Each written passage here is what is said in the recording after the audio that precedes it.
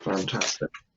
And we got people coming through. So the agenda for today is, first of all, I will give just a few words around thematic group 4 and how we're developing the thinking coming in the next few months. Serge from Transporion will then present the draft white paper around horizontal collaboration by collaborative sourcing. We'll be asking you for some comments at the end of that session, and then Serge will be organising some insights from a joint tendering exercise in progress, and we'll be looking for everybody to join in a discussion around some of the key thoughts that come out of that white paper and what we've heard so far. We could move on to the next slide. So just to remind those of you who didn't know, so Alice is focused around logistics innovation through collaboration in Europe, particularly focused on decarbonising logistics.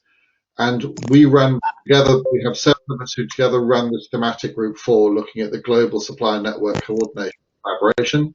I'm Michael Archer, so I've been chairing this since July. And you can see my very capable 6 vice chairs, each of whom are taking responsibility for different parts of the programme. So we can move on to the next slide, please, Dirk.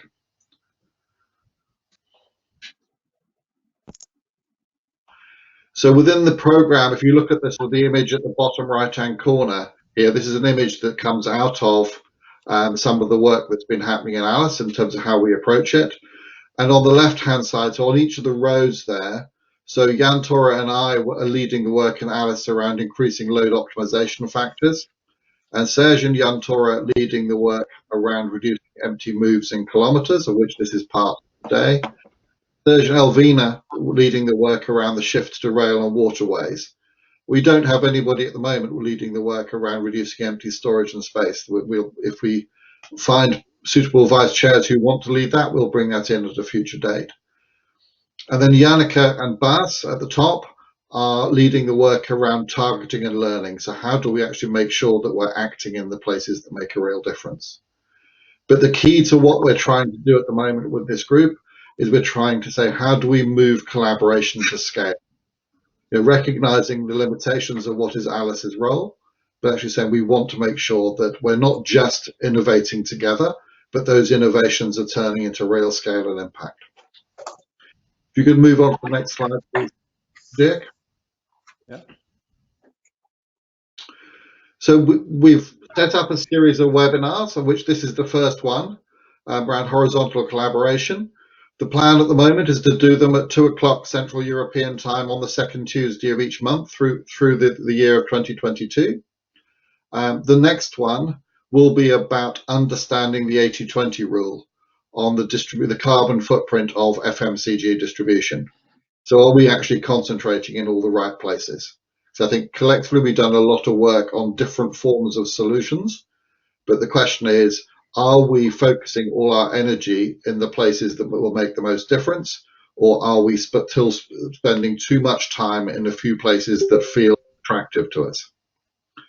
We're then looking for April the 12th to start understanding going beyond technology readiness levels, technical readiness levels, and actually saying, how do we build not only on high levels of technical readiness with different forms of collaborative innovation, but how do we move that towards impact and scale? And then you can see the topics of some of the future webinars as we go forward. So there's just an advance warning of the next one on, thank you, Dirk, that's fine. The next slide, please. Yeah. Just advance warning, 2 o'clock, March the 8th, will be when we do the next one for this broader TG4 community. So please put in your diaries, we'll get the invite out to you very soon. And the intention will be, this will be a particularly participative session. And the key question is making sure that we're actually focusing in all the critical places for doing this work. We're not just looking at rail, for example. We're not just looking at urban logistics, but saying what else can we do and what can we do rapidly. Thank you very much indeed. And maybe I'd like to do is hand over to Sergey to talk about the white paper. Sergey, I will give you in a minute the make you presenter. Great, and maybe I use the meantime to remind you guys on the purpose of our today's meeting. It's to turn our draft white paper into a final white paper with your support. So your critical and also supporting comments are more than welcome. Let me see if I can share my slide in the presentation mode. Did that work? That's okay. This is okay. Sounds like we can go forward. So myself, in my civil profession, so to speak, I'm senior partner manager in Transforum. But what we bring forward today is also based on about 20 years of experience as head of sales and key account management in a larger forwarding organization within Europe. My team has performed more than 10,000 tenders of freight during this period, and a couple of horizontal collaboration efforts have been part of that. And in a summary, I would like to make clear from my point of view, my experience is that horizontal collaboration by collaborative sourcing can be a success, but only if you do it right. And there are a couple of traps out there, and we need to avoid these traps. Otherwise, we won't have tangible results. All what I say right now and what I'm going to say over the next minutes shall be understood in full compliance with all applicable laws, in particular competition laws. So in case of any question or misunderstanding, please reach out and I can clarify that. But there is no infringement needed with any of those laws. We can do kind of horizontal collaboration absolutely in line with the legal framework. Having said that, let me move forward. And the reason to think about horizontal collaboration is very simple. The massive inefficiency we find in logistics, in transportation in particular, and not only within Europe, even though some of the numbers we might talk about are European numbers, but I can tell you that in the US, for instance, the situation is pretty much similar. And where does all this come from? This comes from the circumstance that we have a highly fragmented market. The European Commission, in its official statistics, counts more than 550,000 carriers out there with an average of 6 employees. An average of 6 employees, including the very big guys all of you know. And the biggest player in this market has a market share of approximately 2%. So it's one of the reasons why it's so, it's that the economies of large scale are extremely limited. Carriers with 100 trucks can compete with other people who have 10,000 trucks on specific circumstances and lanes still. But the consequence is a lack of transparency, visibility, and a lack of working with data. Over the last decade, shippers and carriers defined their cooperation via hopes and promises and not via data. And because we have so many participants, it's really difficult to get hold of all this data in due time. There are efforts of collaboration, also horizontal, but primarily within organizations which belong to each other, so different sites, different continents of some global shippers. But there is much more than that. Today, we focus on horizontal collaboration by collaborative sourcing of transportation. Of course, there are other potentials for horizontal collaboration which we don't touch today. But as you might have heard from Michael Archer from before, we intend to pick one after the other up during the next months in a Alice webinar. Yeah, and this just shows that we have a lot of different aspects of potential horizontal collaboration. I'm not diving deeper into that because of time, but let me focus on the 2 main streams as regards collaborative sourcing. The one is the strategic collaborative sourcing, and this has so traditionally we talk about tenders for freight. If they are shaped long term, we have the opportunity to question existing transport modes, existing corridors, existing equipment, existing infrastructure on each and every site. which is great because that enables modal shift to the extent it makes sense, and so on and so forth. There's a second, so Alice has been deep in some efforts in this regard in the past already, and looking forward to continue in this direction. In execution, there's also horizontal collaboration, but there are advantages and disadvantages. So meaning like life when a transport is ready to go. The advantage is you don't need any physical negotiation. Everything takes place as it is. You can use a network of shippers and carriers trying to do matchmaking on the platform just in time by a digital handshake. Wonderful. However, there is you can do everything just out of the hip, no time to negotiate, invest, or change any strategic setup. So that's the shortcoming of the execution-driven horizontal collaboration. So today we talk about the strategic side. And here, let me give you a couple of simple recipes how you can do things right or wrong. So from my personal point of view and experience, the problem lies more in the human factor than in the technology. Indeed, we need tools to allow deep analysis of data, but to a wide extent, there are tools available. We just can use them, but the tools enable and facilitate. The tools don't solve all the issues, of course. And what is also needed is we need a neutral body or even a trustee. That's maybe a question mark, but in any case, I will show you in a minute why. So where does the issues, from my point of view, on horizontal collaboration come from?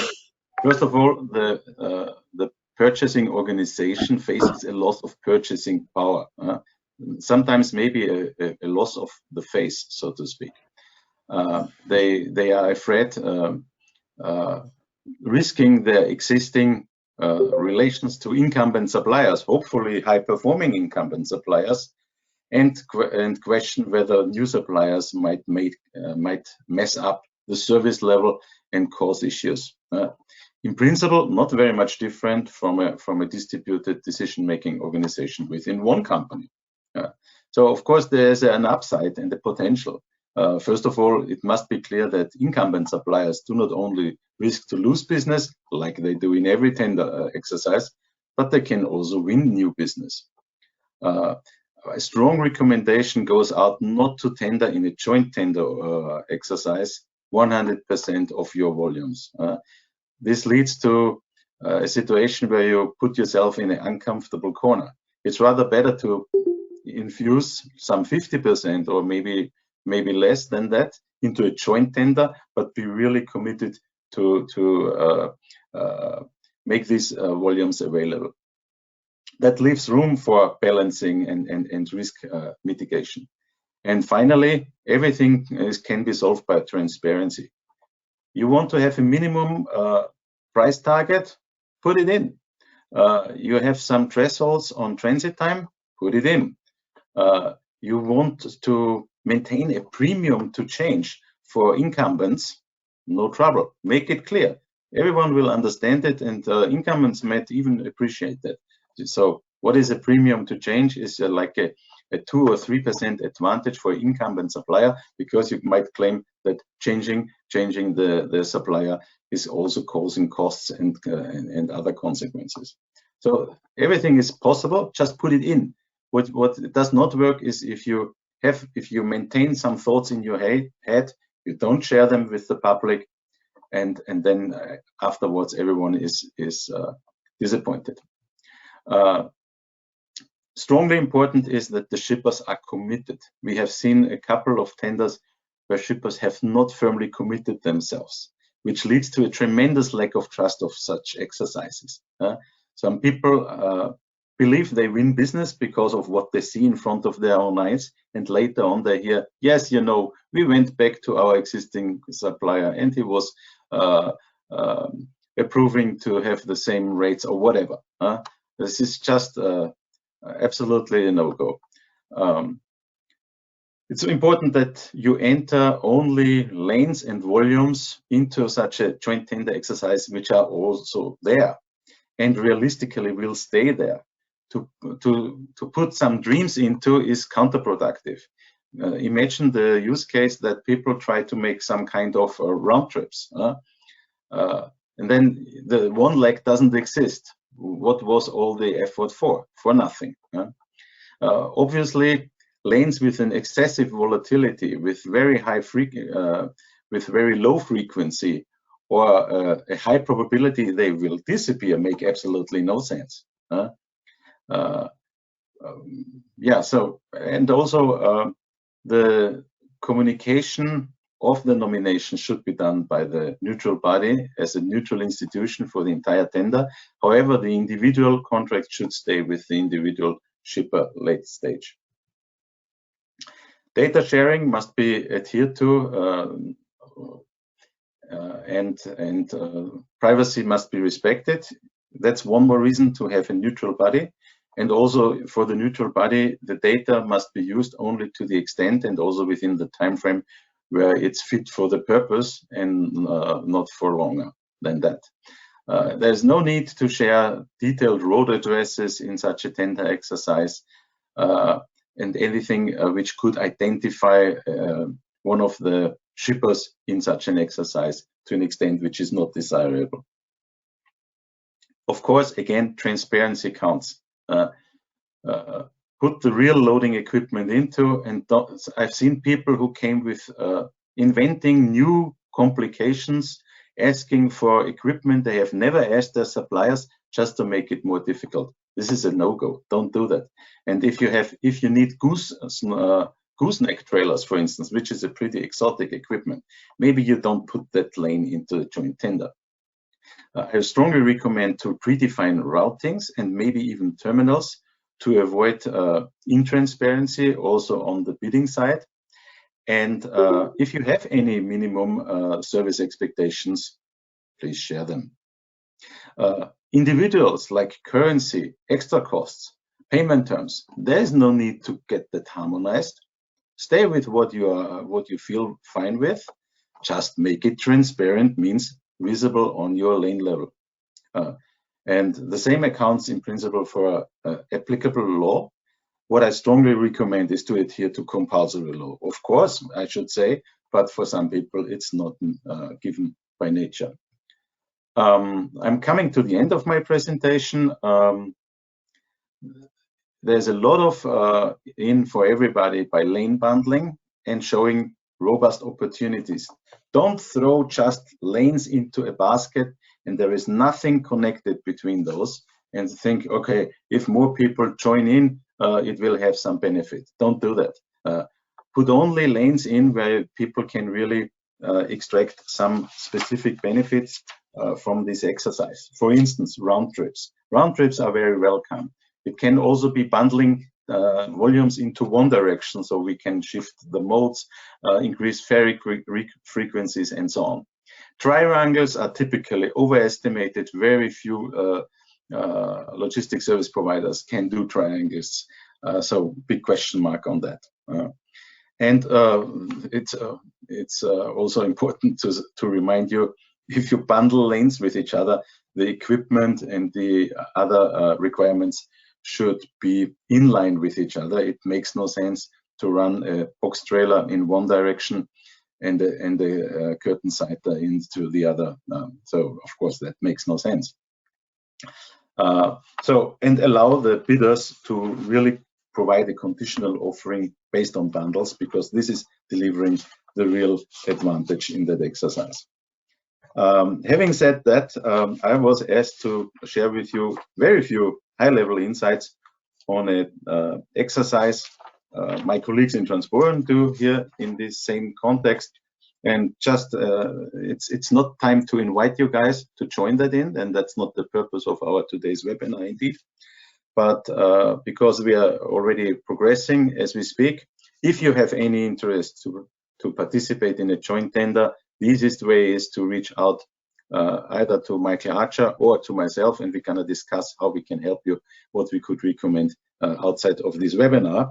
But to return to the key indicators we have seen from analyzing the data of two handful of shippers, I've identified a potential of more than 60% of the total volume in terms of backloads, reducing CO2 emissions, by the way, by approximately 20%.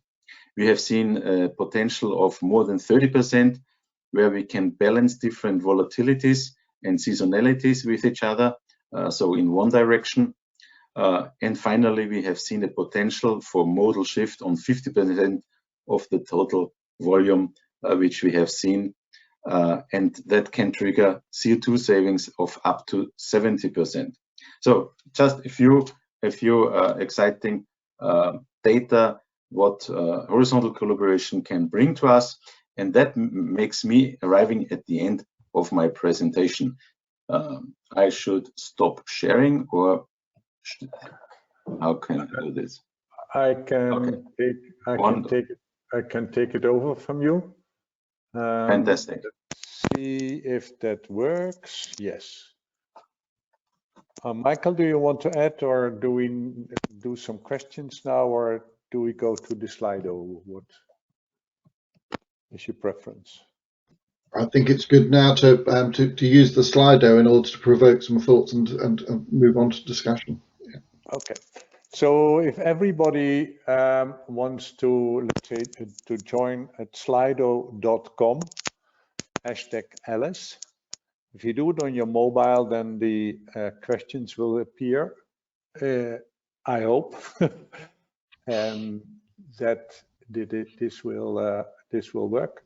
So let's go to the first question. You can see here, collaboration requires an entity which drives the process. You can see totally disagree, rather disagree, or totally agree. There's one that totally agrees, but please take all your votes.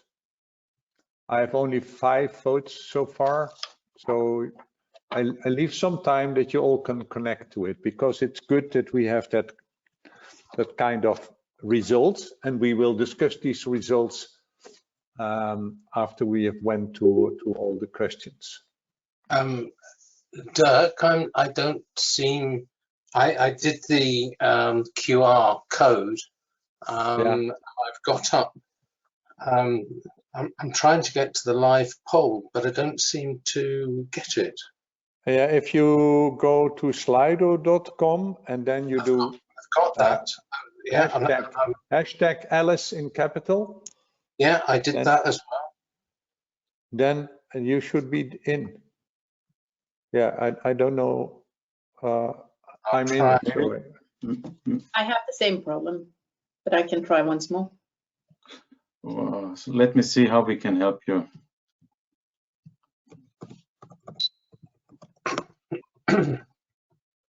I went in again and it works. It's okay. It didn't. It didn't go right the way through when you put the app in for the first time. Okay, then yeah. If you try again, maybe then it's.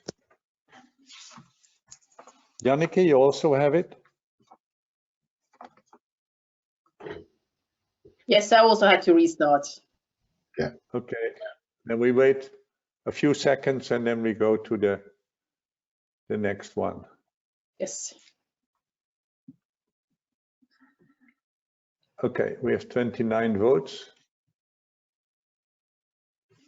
out of 43 people, so it's still a few can go to it. Your opinion and yes, agreement or disagreement helps us to determine which topic we should discuss more intensively just after the Slido, to remind you on the purpose. I go to the next one. A neutral body or trustee is required.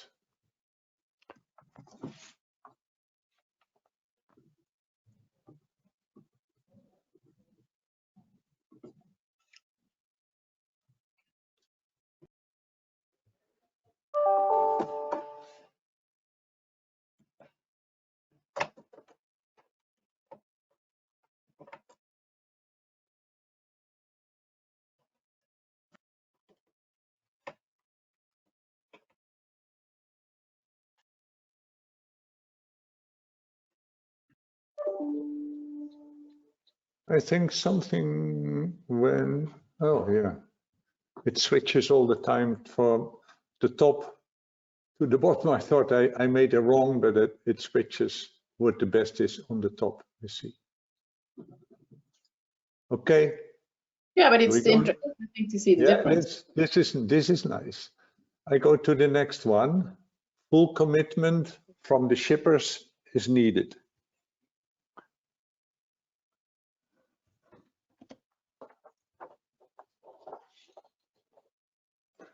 And then it's wise to commit for less than 100% of the total volume, also setting conditions and thresholds.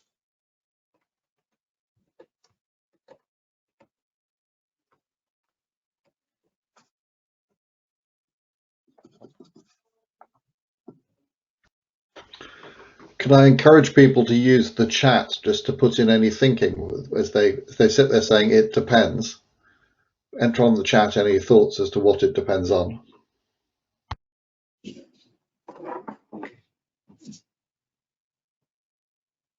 Five more people coming to go to the active poll, and then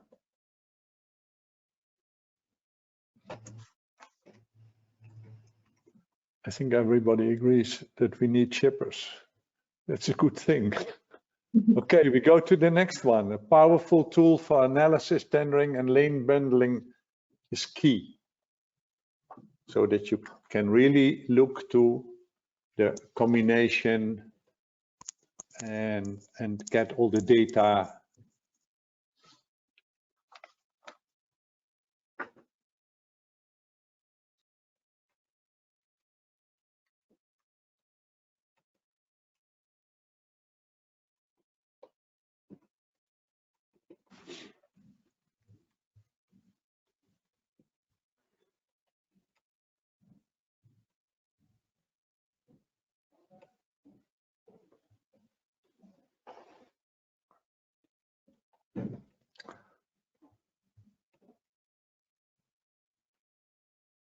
Any more? Then we should go to the next one. Only some lanes and volumes are suitable for a joint tender exercise. Not all.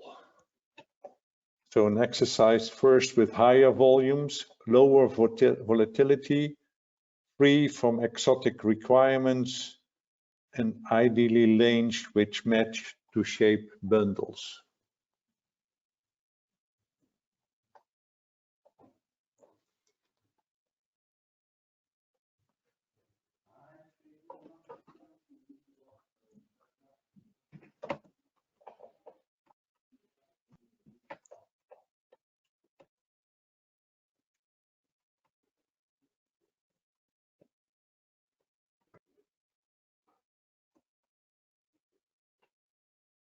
Still some thinking to join in. That would be nice. Just one more. Okay, let's go to the number 6. A certain degree of harmonization is required, but full transparency allows to maintain deviating conditions. What do you mean by harmonization, Dirk? Yeah, very simple. At least on combined offers like backloads, etc., backload opportunities. As I said, you need to have, if one of the parties requests a outliner and says the box trailer is a no-go, and the counter direction, you want to have a box trailer, very simple, but the outliner is a no-go, and I saw both of them. That makes no sense. That's not harmonized. The harmonization does not include things we can show separately, like different payment terms or applicable law is not needed to be harmonized, of course. But on a technical level, so that the logistics service provider can really do a round trip with one driver and one truck. Yeah, understand. Thank you. Welcome.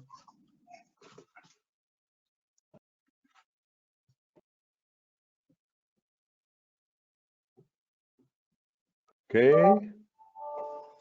Shall I go to number 7? A conditional bundling of matching volumes and lanes supports a successful joint tendering. So it should be facilitated by the tendering tool to demonstrate the attractiveness for the bidders.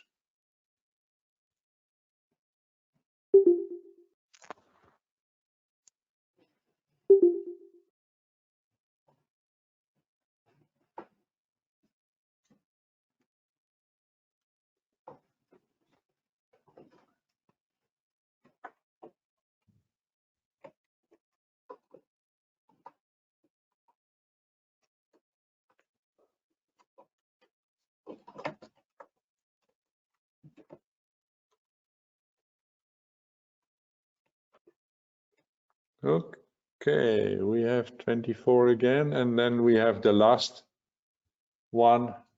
The nominations resulting from the joint tender are subject to transparent communication by the neutral body. So while it remains the task of the individual shippers to issue individual contracts.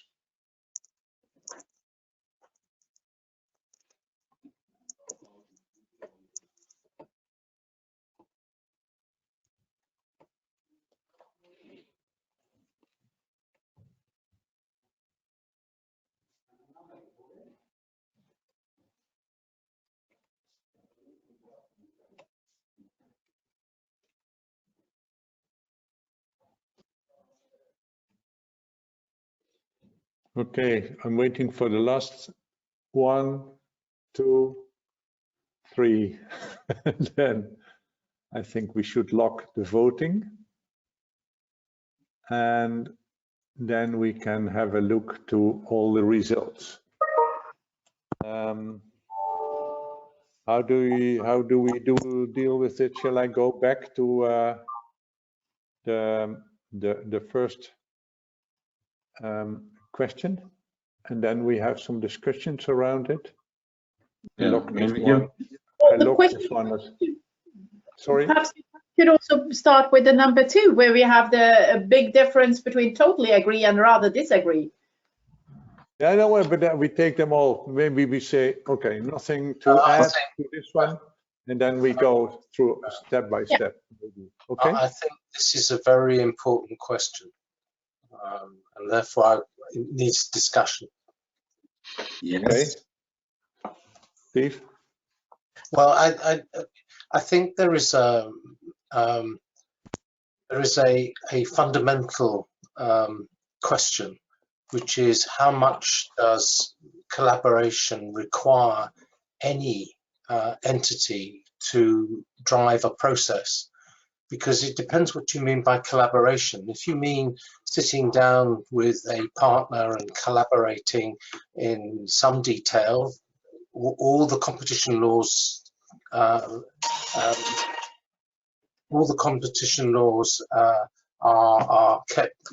kept. But if you feel that you need a body to do that, there are lots of examples where collaboration in distribution is not run by an entity at all. There are pallet consolidators in the UK, for instance, that run trucks sharing to move pallets around the country and deliver them the next day. The parcel service produces some collaboration between shippers without having a major entity in it that drives the process. I just feel the administrative burden is too high. Steve, if I may comment on that, our focus in our today's presentation and discussion and the white paper is on collaborative sourcing. So we are not in execution. We are in a process which is called tender for freight, and we are looking at several entities collaborating on the shipper side to some extent to shape a joint tender for freight, as we have already seen in the past, and then a couple of incumbents and non-incumbent suppliers of all of these shippers meaning logistic service providers being invited to such an exercise. And this is where we think this needs one entity driving the process. It would, from our experience, it would not survive if everyone jumps in and out and has a different timing, etc. That would not work. I agree with that. I understand that. But yeah, okay. It does not mean that you cannot collaborate in a lot of other aspects, maybe without an entity driving a process or so. But our discussion today is really focusing on a collaborative sourcing event. Okay. No, I understand. Fine. Makes sense? No, I understand. Yeah.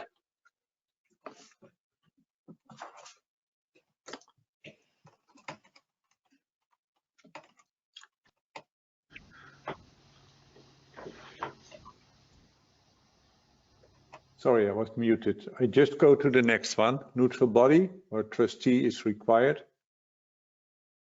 We need someone to speak up who totally disagrees, so we can have a debate. Does this depend on the sort of collaboration? So to refer to what Steve was saying, again, within here, clearly there are some collaborations where the scale is very small, the scope is very specific. Yeah, and that maybe is very different. Or as Steve was suggesting, when people are sharing because they're working off a published timetable, as we do every time we book a train or we book a plane, yeah, which is slightly different, as Serge says, it's a different scope for this meeting. That's but true. I think when we talk about big collaborations with lots of people, then is there anybody who believes that a neutral body or trustee is not required? I was one of the people who said I disagree. Right. This is mainly because we are working from a concept called the physical internet, where you would have more peer-to-peer data sharing without this neutral body sitting in the middle of it. But I understand that we are now talking about another way of collaborating, so my answer might not be fully right in this respect. No problem, all good. But I do think that this is like a way forward to achieve way more collaboration potential than you would have if you only have this fixed group of companies working together for a fixed number of shippers or on a fixed lane. So, and also the idea is a bit that one neutral body could again become way too powerful compared to other players. Yeah. So depending, of course, on the size. So from my point of view, what this neutral body is not something which is it has more the role of someone leading an orchestra, because you need to undertake a couple of steps, and you need to see what, like you have 10 companies, they throw all the volumes into. You need a neutral body to analyze that, which does not have any advantage or disadvantage or kind of compensation because of this or that decision, and just bring the parties together. And the parties, that also includes, of course, the carriers or the logistic service providers on the other side. And there I've seen a couple of efforts from single companies, and again, we talk about collaborative sourcing only.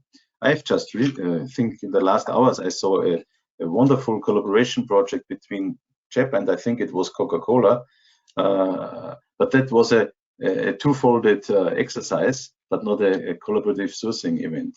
But to undertake that, I think really, if you don't have a neutral body, it's getting difficult, because what happens, like if P&G does that, then they would see all the data from the other shippers. Would those like that? I don't know. Would they like someone to drive the decision on their behalf? Probably no. So also the neutral body should not be someone owning any power than the power provided and given by the different stakeholders. So if they have a decision-making role, I have a threshold like this and like that, and then I would like to go for that. that would be the decision, and of course it would be shared for the purpose of making of avoiding errors or mistakes beforehand. But it would not have a sole decision power as such, like to decide on behalf of one of the shippers what to do, independent from what the data shows and what the different transparent rules would trigger. Maybe, Sergey, also to say it's a conductor of an orchestra, and you have a lot of different orchestras. There's not just one overall. Yeah. There are different groups that work together. But shall we go to the next one? Full commitment. I think that is a lot of agreement there. Any comments on this one?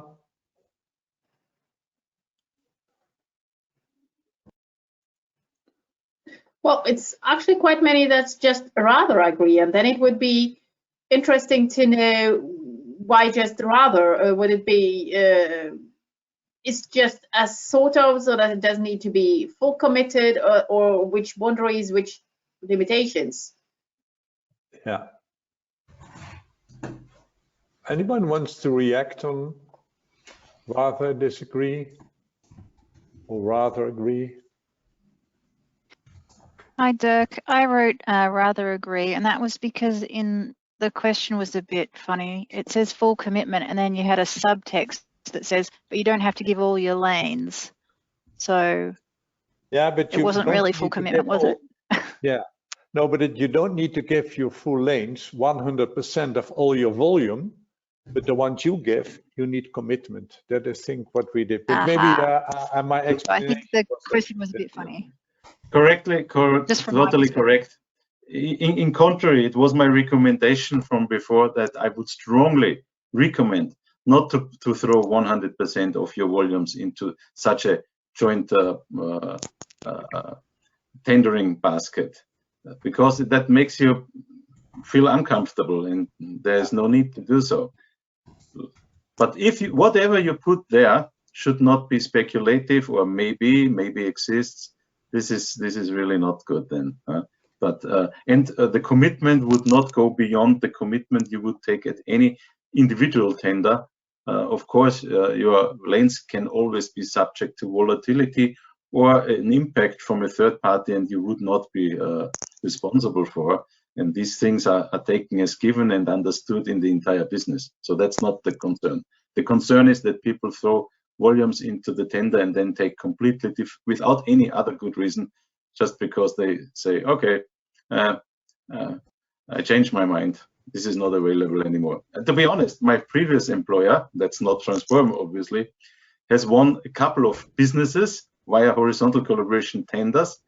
And I think maybe 10% of those became reality. All the rest disappeared suddenly from the table. And that's not funny. And that means that I went back to my staff and said, don't join these tenders anymore. It makes no sense. Your work is good for nothing. And this is to be avoided, to be honest. Chad, I go to the next ones because we're running on the time. Powerful tool. I think there's a lot of agreement on this one. To look to the lane bundling, that is not really an exciting outcome, I think. Maybe I go a little bit quicker. Mm-hmm. Only some lanes and volumes are suitable for a joint tender exercise. Maybe explain that a bit. Yeah, as I tried to explain, you have exotic equipment requirements. Fine, no problem, but don't throw them into such a joint tender. So it depends also on the technical, on let's say what kind of transport means you need for it. Yeah, but it's not only on the equipment. Like we have a shipper. The 90% of the business is France to Morocco. Fine. In the other shippers have neither something in the same direction nor something in the counter direction. There is no link. Then just leave it out. Okay. Because we really have to gain also the interest and the motivation of the logistics service providers to offer the best opportunities, use their brain power and partially creativity to contribute to such an event. And we don't get them on board if we come with things which are not making sense. Any remarks on this one? A certain degree of harmonization is required. Can I jump in, please, Dirk? It's Andrew Palmer here. I do feel quite strongly that if you're looking only at certain lanes based on regular flows, then collaborations are likely to fail, because those flows will change in the future, or the volumes will change, or something will happen which will cause collaborations to fail. If you have companies that are committed to collaboration, I feel strongly that all orders should be included, because otherwise you're going to sub-optimize if you only select certain lanes. And on a daily basis, if you've got a system, like I'm thinking of Logistar here, where you've got a system that can work on a daily basis and decide which are the best collaborations to take place, then it'll continue into the future.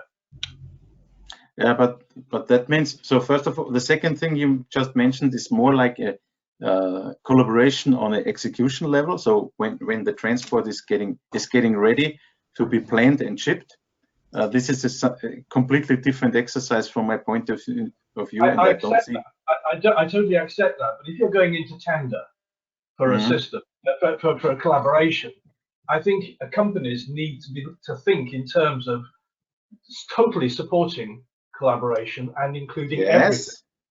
I can only support your view. However, to be honest, I have no negative experience over 20 years with shippers splitting high volumes among 2 or 3 carriers.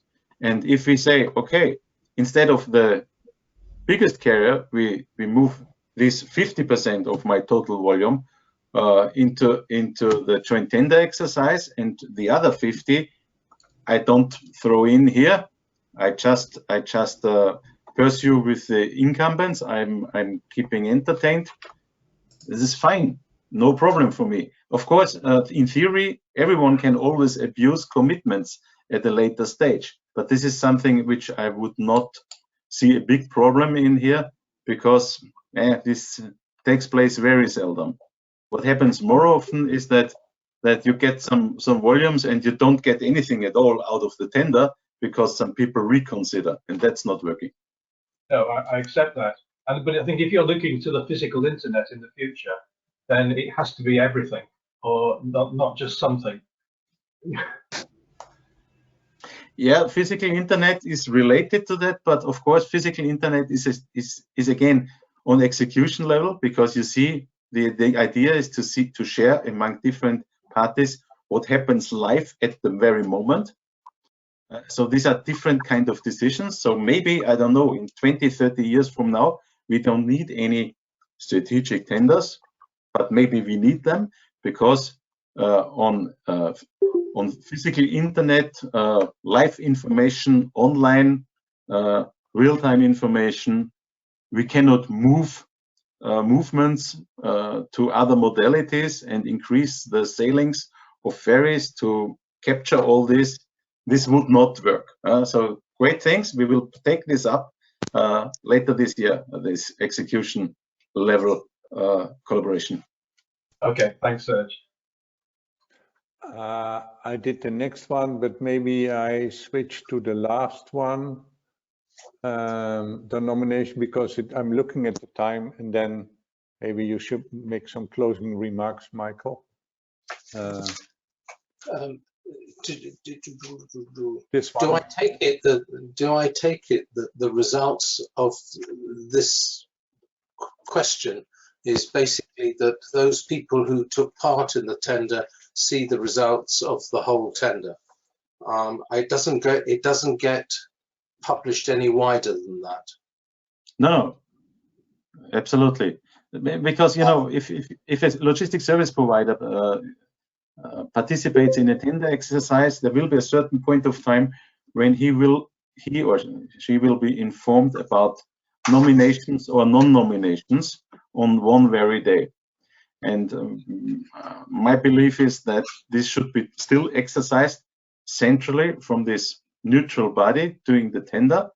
to share the nominations, of course, after a previous check with the individual shippers, to make sure that there is no mistake, which would backfire twice later on.